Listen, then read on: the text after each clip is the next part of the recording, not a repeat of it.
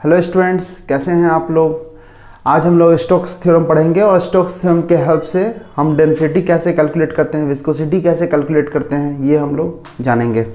साहब ने जो दिया था वो एक फॉर्मूला दिया था कि विस्कस फोर्स जो होगा, मैं वी से नोटेशन दे रहा हूँ विस्कस फोर्स को, वो होगा 6 पाई न्यू वी आर। यहाँ पर ये n जो है स्टैंड्स फॉर विस्कोसिटी है, v stands for terminal velocity है। मैं आगे बताऊंगा ये टर्मिनल वेलोसिटी क्या है। टर्मिनल वेलोसिटी है एंड r है स्फेरिकल बॉल का रेडियस ऑफ स्फेरिकल बॉडी। ठीक है, तो ये विस्कस फोर्स को इन्होंने एक्सपेरिमेंटली डिराइव किया था। इसका यूज क्या है, एप्लीकेशन क्या है, तो वो हम देख लेते हैं।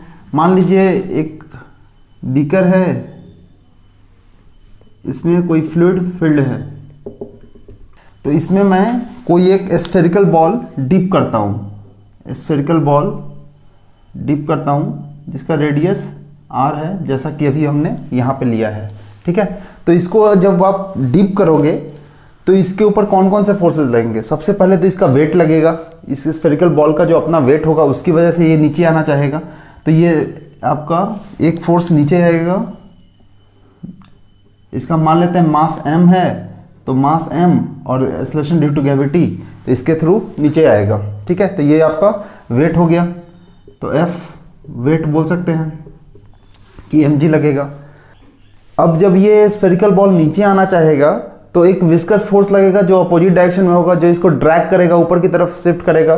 तो मतलब इस पे एक टेंजेंशियल फोर्स लगेगा, टेंजेंशियल फोर्स लगेगा जो कि अपवर्ड डायरेक्शन में होगा।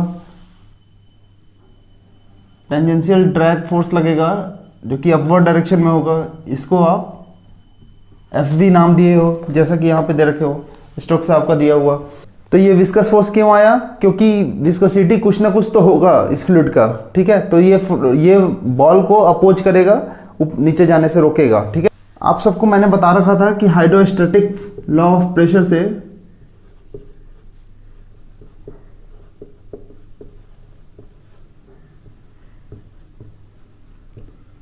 हाइड्रोस्टैटिक लॉ ऑफ प्रेशर क्या था, मैंने आपको बता रखा था कि जो प्रेशर होगा that will be rho g into h.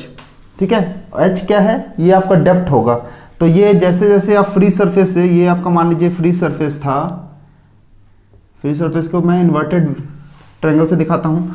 ठीक है, तो ये जैसे जैसे डेप्थ बढ़ेगा, आप जैसे जैसे नीचे जाते जाओगे यहाँ पर प्रेशर आपका कम होगा, फिर नीचे जाओगे तो फिर प्रेशर बढ़ेगा, फिर और नीचे जाओगे तो प्रेशर बढ़ेगा, और नीचे जाओगे तो प्रेशर और बढ़ेगा। तो जैसे जैसे आप नीचे जाते जाओगे प्रेशर की वैल्यू बढ़ती चली जाएगी। ठीक है, तो ये हाइट बढ़ेगा तो प्रेशर बढ़ेगा, और यहाँ पर हाइट जो है वो डेप्थ है, तो डेप्थ जैसे जैसे बढ़ेगा वैसे वैसे प्रेशर बढ़ेगा। जैसे जैसे बॉल को आप डिप करना चाहोगे वैसे वैसे बॉल ऊपर आना चाहेगा। क्यों ऊपर आना चाहेगा, क्योंकि इस पर एक प्रेशर फोर्स लग रहा है, और ये जो प्रेशर फोर्स है इसको हम नाम देते हैं बॉयंसी का। तो एक अपोजिट डायरेक्शन में आपको बॉयंसी फोर्स भी लग रहा होगा। ठीक, तो टोटल 3 फोर्सेस लग रहे हैं, एक विस्कस फोर्स, एक बॉयंसी फोर्स और एक सेल्फ वेट लग रहा है। अच्छा, हम ये कैलकुलेट कैसे करेंगे कि ये फोर्सेस कैसे निकलेगा। फिर विस्कस फोर्स तो आ गया अपने पास, वेट कैसे आएगा। वेट निकालने के लिए आपको मास के लिए मैंने बताया था डेंसिटी, एक टर्म बताई थी कि डेंसिटी क्या होता है, रो से रिप्रेजेंट करते हैं मास अपॉन वॉल्यूम। तो यहां से हम लोग निकाल सकते हैं कि मास बराबर क्या होगा, रो इंटू वॉल्यूम।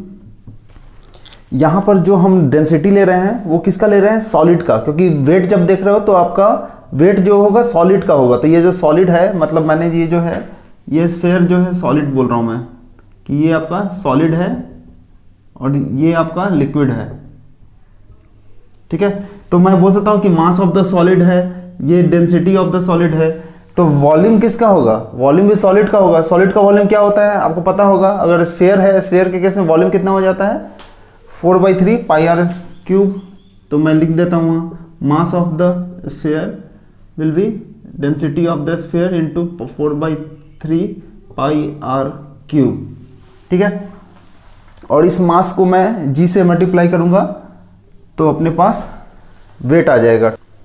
नेक्स्ट है कि बॉयंसी कैसे निकलेगा। तो बॉयंसी जानने के लिए हमें पहले ये जानना होगा कि आर्मिटीज प्रिंसिपल क्या था। आर्मिटीज प्रिंसिपल क्या कहता है कि अगर आप किसी भी बॉडी को डीप करते हो वाटर में तो वाटर लेवल इंक्रीज होता है, और जो ये वाटर लेवल इंक्रीज हुआ है, अगर ये डिस्प्लेस्ड जो वॉल्यूम है, अगर इसको आप अलग रख लो और इसको कैलकुलेट करो कि इसका वेट कितना है, डिस्प्लेस्ड वॉल्यूम का जो वेट कितना है, that will be equal to the buoyancy force acting on this body, ठीक है। तो हम इसके थ्रू, आर्मिटीज प्रिंसिपल के थ्रू हम लिख सकते हैं कि बॉयंसी फोर्स जो लगेगा that will be weight of displaced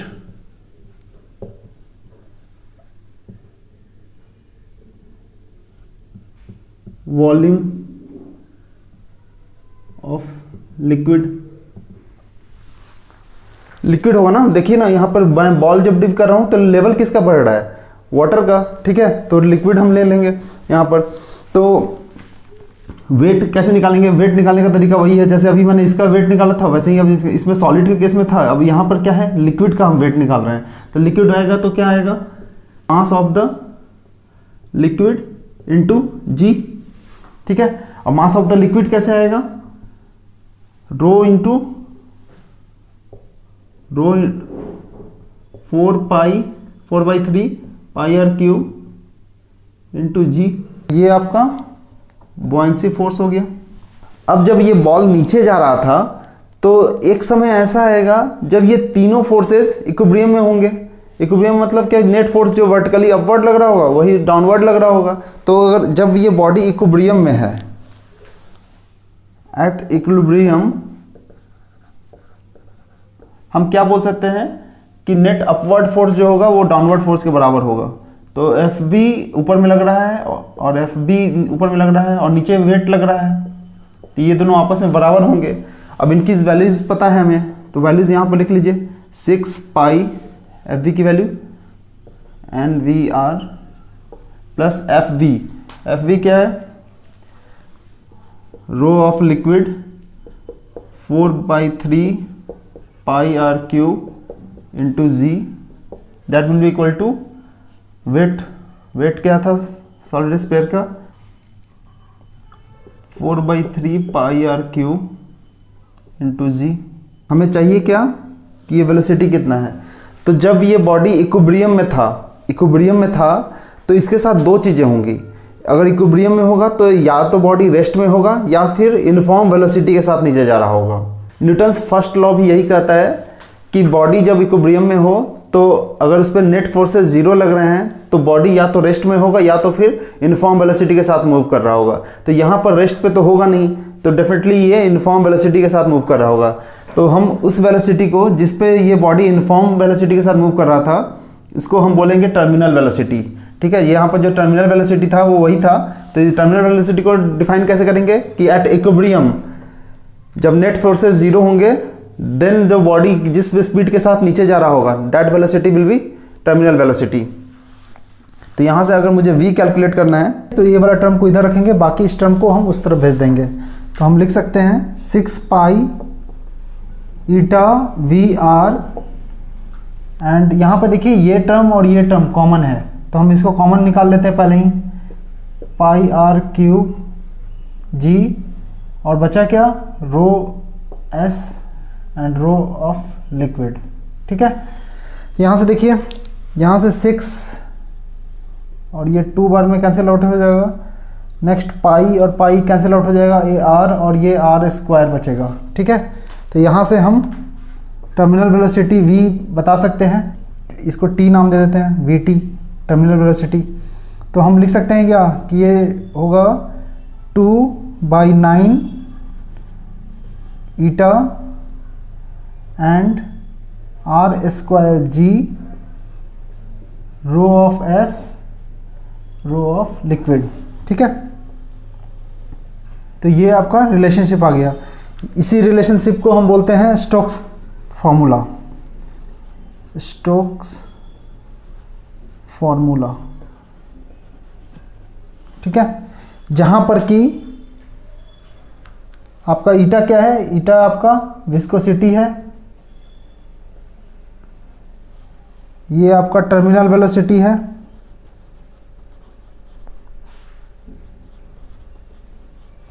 ये आर आपका रेडियस ऑफ द स्फीयर है, जी एक्सेलरेशन ड्यू टू ग्रेविटी है, ये आपका डेंसिटी ऑफ सॉलिड है,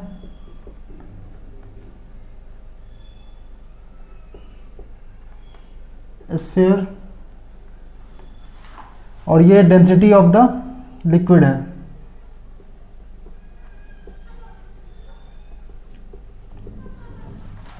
यहां पर ध्यान देने वाली बात क्या है कि जो स्टोक्स फॉर्मूला है, या फिर आप बोलो कि स्टोक्स थ्योरम जो आपने दे रखा है, ये लिमिटेड है किसके लिए, स्फेरिकल बॉडीज के लिए। स्फेरिकल बॉडीज के लिए क्यों बोल रहा हूं मैं, क्योंकि इस फॉर्मूले में देखिए ये आर आता है, ये आर क्या है, रेडियस ऑफ स्फेरिकल बॉडी।